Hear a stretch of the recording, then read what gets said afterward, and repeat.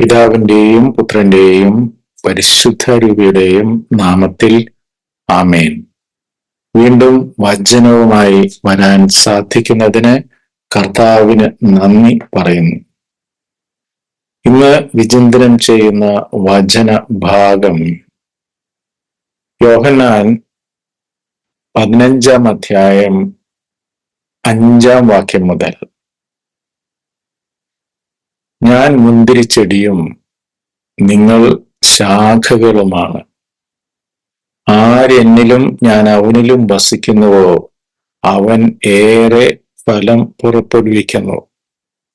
എന്നെ കൂടാതെ നിങ്ങൾക്ക് ഒന്നും ചെയ്യാൻ സാധിക്കുകയില്ല. എന്നിൽ വസിക്കാത്തവൻ മുറിച്ച ശാഖ പോലെ പുറത്തെറിയപ്പെടുകയും ഉണങ്ങിപ്പോവുകയും ചെയ്യുന്നു. അത്തരം കമ്പുകൾ ശേഖരിച്ച് തീയിലിട്ട് കത്തിച്ചു കളയുന്നു. നിങ്ങൾ എന്നിൽ വസിക്കുകയും എൻ്റെ വാക്കുകൾ നിങ്ങളിൽ നിലനിൽക്കുകയും ചെയ്യുന്നെങ്കിൽ ഇഷ്ടമുള്ളത് ചോദിച്ചു കൊള്ളുക, നിങ്ങൾക്ക് ലഭിക്കും. നിങ്ങൾ ധാരാളം ഫലം പുറപ്പെടുവിക്കുകയും അങ്ങനെ എൻ്റെ ശിഷ്യന്മാരായിരിക്കുകയും ചെയ്യുന്നത് വഴി പിതാവ് മഹത്വപ്പെടുത്തുന്നു. ഞാൻ മുന്തിരിച്ചെടിയും നിങ്ങൾ ശാഖകളുമാണ്.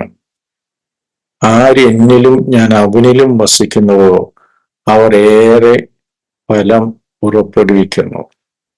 ആരെന്നിലും ഞാൻ അവനിലും വസിക്കുന്നുവോ അവനേറെ ഫലം പുറപ്പെടുവിക്കുന്നു. കർത്താവ്, നമ്മൾ എപ്പോഴാണ് കർത്താവിൽ വസിക്കുന്നത്? കർത്താവ് എപ്പോഴാണ് നമ്മിൽ വസിക്കുന്നത്?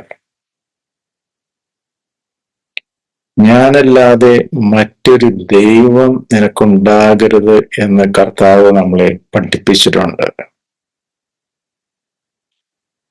അതുമായി ചേർന്ന് നിൽക്കുമ്പോൾ, അതുപോലെ നിന്നെപ്പോലെ നിന്റെ സഹോദരനെയും സ്നേഹിക്കുക. ഈ 2 വചനങ്ങളിൽ നമ്മൾ ചേർന്ന് നിൽക്കുമ്പോൾ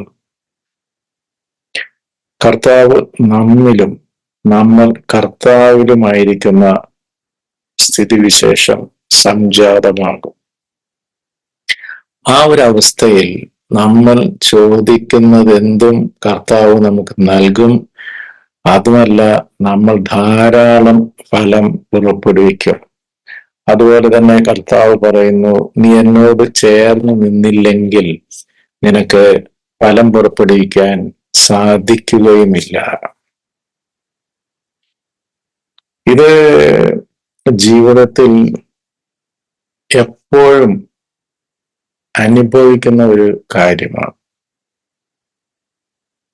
കർത്താവുമായി ചേർന്ന് നിൽക്കുമ്പോൾ വലിയ വലിയ കാര്യങ്ങൾ പെട്ടെന്ന് ചെയ്ത് തീരും.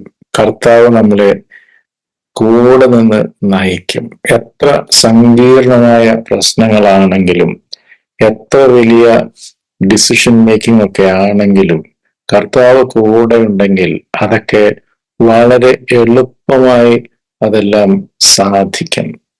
അതേസമയം കർത്താവ് നമ്മുടെ കൂടെ ഇല്ലെങ്കിൽ നമ്മൾ പരാജയപ്പെടുകയോ അല്ലെങ്കിൽ അമിതമായി കഠിനാധ്വാനം ചെയ്യുകയൊക്കെ ചെയ്യേണ്ടി വരും.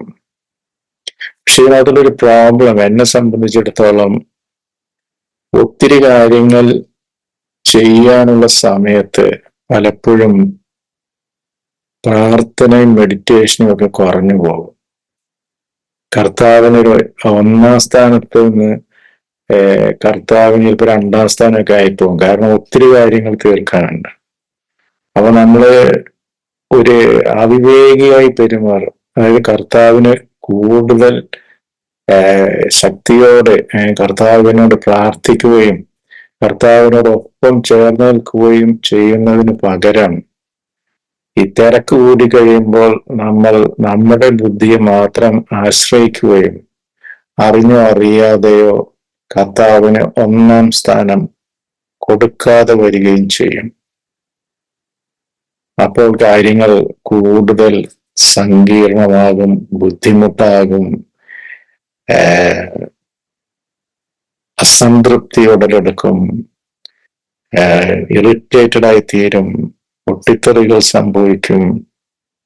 അപ്പോ ഒത്തിരി കാര്യങ്ങൾ, ഒത്തിരി ദുഷ്കരമായ കാര്യങ്ങളൊക്കെ ചെയ്യാനുള്ളപ്പോഴാണ് നമ്മൾ ഏറ്റവും കൂടുതൽ കർത്താവുമായി ചേർന്ന് നിൽക്കേണ്ടത്. അപ്പൊ ഈ കാര്യങ്ങളൊക്കെ വളരെ ഈസി ആയിട്ട് നടക്കുന്നതായി നമ്മൾ അറിയും. കർത്താവ് നമുക്ക് നടത്തി തരും. മാനുഷിക ബുദ്ധിയില് തിരക്ക് കൂടുമ്പോ പ്രാർത്ഥന പറയും, ഡെയിലി പള്ളി പോകുന്ന ആളാണെങ്കിൽ അത് പറയും, കർത്താവിന് നമ്മൾ അറിയാതെ തന്നെ ഒന്നാം സ്ഥാനം കൊടുക്കാതെ വരും. ഇത് സാത്താന്റെ കെണിയാണ്. ഈ തിരക്കുകൾ കൂടിക്കഴിയുമ്പോഴേക്കും അവൻ വന്ന് കുറച്ച് കളകൾ നമ്മുടെ ഹൃദയത്തിൽ ഇട്ടിട്ട് പോകും. കളകൾ വളരാൻ നമ്മൾ അനുവദിക്കരുത്. ഈ അവസ്ഥ വരുമ്പോഴേക്കും ഈ വചനം നമ്മൾ മനസ്സിലാക്കി പെട്ടെന്ന് നമ്മൾ കർത്താവിലേക്ക് തിരിയുക. ജീവിതം എപ്പോഴൊക്കെ കഠിനമായി തോന്നുന്നുവോ അപ്പോഴൊക്കെ കർത്താവിലേക്ക് തിരിയുക. അപ്പോൾ കർത്താവ് നമ്മളെ താങ്ങി നടത്തിക്കൊള്ളും. ഈ ഒരു വിവേകത്തിലേക്ക്, ഈ ഒരു ജ്ഞാനത്തിലേക്ക് കർത്താവ് നമ്മളെ വിളിക്കുന്നു. നമുക്ക് കർത്താവിന് ഒന്നാം സ്ഥാനം കൊടുത്തുകൊണ്ട്, അതുപോലെ തന്നെ അയൽക്കാരനെയും സ്നേഹിച്ചുകൊണ്ട് നമുക്ക് സന്തോഷത്തോടെ മുന്നേറാം. ഈ കൃപ സർവേശ്വരൻ നമുക്ക് നൽകി അനുഗ്രഹിക്കട്ടെ. ആമേൻ. നിങ്ങളും എനിക്ക് വേണ്ടി പ്രത്യേകം പ്രാർത്ഥിക്കുമല്ലോ. God bless.